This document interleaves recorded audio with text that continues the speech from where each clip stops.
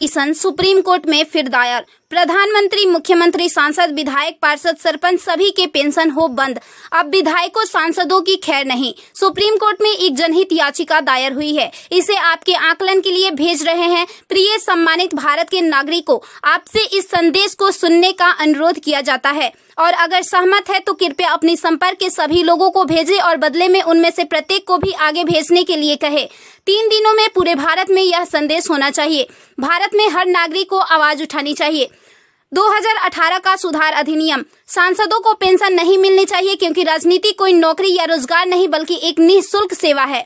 राजनीति लोक प्रतिनिधित्व अधिनियम के तहत एक चुनाव है। इसकी पुनर्निर्माण कर कोई सेवानिवृत्ति नहीं है, लेकिन उन्हें फिर से उसी स्थिति में फिर से चुना जा सकता है। वर्तमान में उन्हें पेंशन मिलती है सेवा के 5 साल होने पर। इसमें एक और बड़ी गड़बड़ी यह है कि अगर कोई व्यक्ति पहले पार्षद रहा हो, फिर विधायक बन जाए और फिर सांसद बन जाए तो उसे एक नहीं बल्कि 3-3 पेंशनें मिलती है।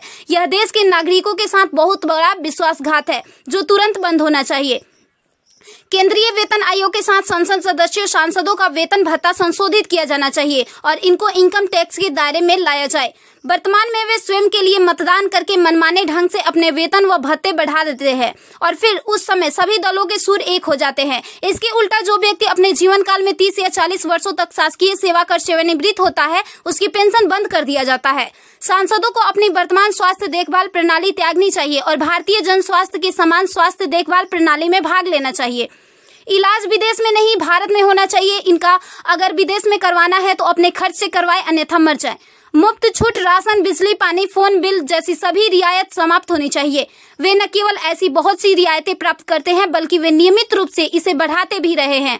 अपराधी नेताओं को चुनाव लड़ने से रोका जाए। संदिग्ध व्यक्तियों के साथ दंडित रिकॉर्ड, आपराधिक आरोप और दृढ़ संकल्प अतीत या वर्तमान को संसद से प्रतिबंधित किया जाना चाहिए। कार्यालय में राजनेताओं के कारण होने वाली वित्तीय हानि उनके परिवारों, नामांकित व्यक्तियों, संपत्तियों से वसूल की जानी चाहिए।